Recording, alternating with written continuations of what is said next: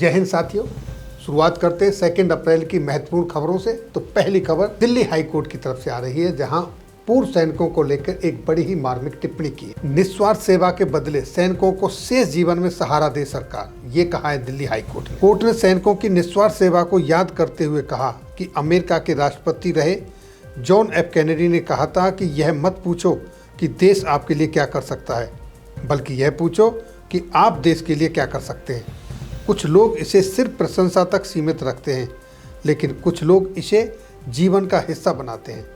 जब हम चिमनी के पास गर्म कॉफी पीते हैं, ये सैनिक सीमा पर ठंडी हवा का सामना करते हैं, अपनी जान जोखिम में डालकर। क्या हम इन सच्चे देशभक्तों को जो कुछ भी दे सकते हैं वह कभी ज़्यादा हो सकता है? ये टिप्पणी दिल्ली हाई कोर्ट ने की। क्यों? क्योंकि दिल्ली हाई कोर्ट में सरकार पूर्व सैनिकों के जो AFT में फैसले सुनाए गए थे डिसेबिलिटी पेंशन को लेकर, वहां पर हाई कोर्ट में पहुंची, तब ये टिप्पणी वहां से निकल कर आई, जो कि बड़ी ही मार्मिक टिप्पणी थी। चलते हैं अगली खबर की तरफ, जो कि ऑपरेशन ब्रह्मा से निकल कर आ रही है। जैसा कि आप सभी जानते हो, म्यांमार में एक बड़ा ही भयंकर भूकंप आया, जिसमें हमारी सेना वहां पर राहत कार्यों में जुटी हुई है। भारतीय सैनिक दल की टीम ने यू हला 3 मठ में ऑपरेशन ब्रह्मा के तहत बचाव अभियान शुरू कर दिया है। यहाँ करीब 170 बिच्छू अभी भी फंसे हुए हैं।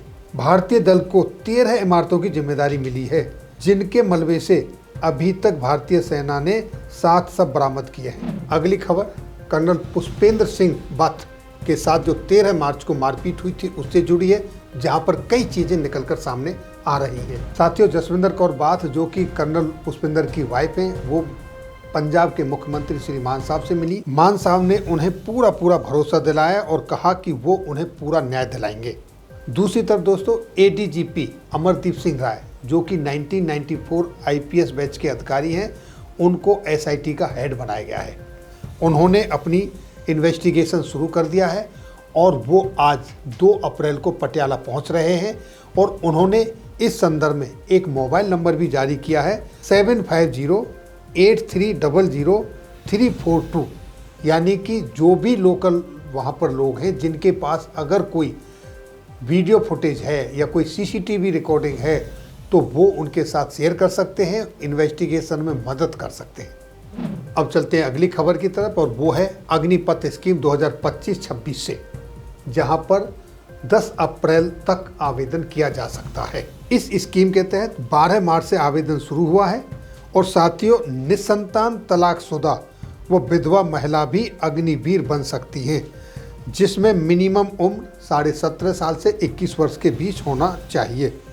अधिक जानकारी के लिए joinindianarmy.nic की वेबसाइट पर जा सकते हैं और आप हमारे WhatsApp चैनल से जुड़ के वहां भी ये पूरी जानकारी ले सकते हैं।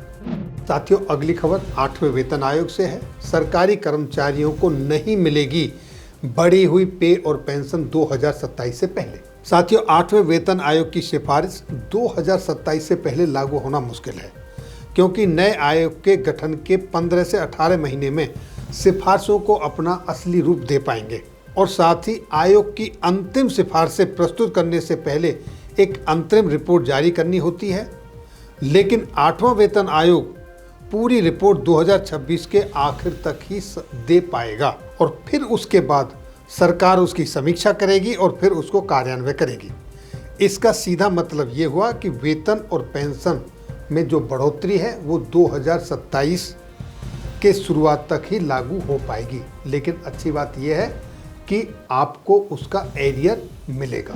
और आइए दोस्तों, अब आज की आखिरी खबर, प्रोविडेंट फंड का ऑटो सेटलमेंट अब 1 लाख रुपए से बढ़ाकर 5 लाख रुपए करने का प्रस्ताव। साथियों, कर्मचारी भविष्य निधि संगठन यानी EPFO ने 7.5 करोड़ सदस्यों के लिए अच्छा फैसला लिया है। एडवांस क्लेम की ऑटो सेटलमेंट सीमा को अब 1 लाख रुपए से बढ़ाकर 5 लाख रुपए करने का प्रस्ताव दिया है। श्रम एवं रोजगार मंत्रालय के सचिव सुमता डावरा ने केंद्रीय ट्रस्टी बोर्ड CBT की कार्यकारी समिति की 113वीं बैठक में इस प्रस्ताव को मंजूरी दी थी। इस प्रस्ताव को CBDT की अंतिम स्वीकृति के लिए भेजा जाएगा। स्वीकृति मिलने के बाद EPFO सदस्य 5 लाख रुपए तक निकासी कर सकेंगे। सरकार का यह फैसला ईपीएफओ सदस्यों के लिए लिया गया एक अच्छा फैसला है। तो साथियों, ये थी आज की आपके वेलफेयर से रिलेटेड बड़ी खबरें। फिर मिलेंगे आपके वेलफेयर से जुड़ी हुई अन्य खबरों के साथ अगली वीडियो में। तब तक के लिए जय हिंद, जय भारत।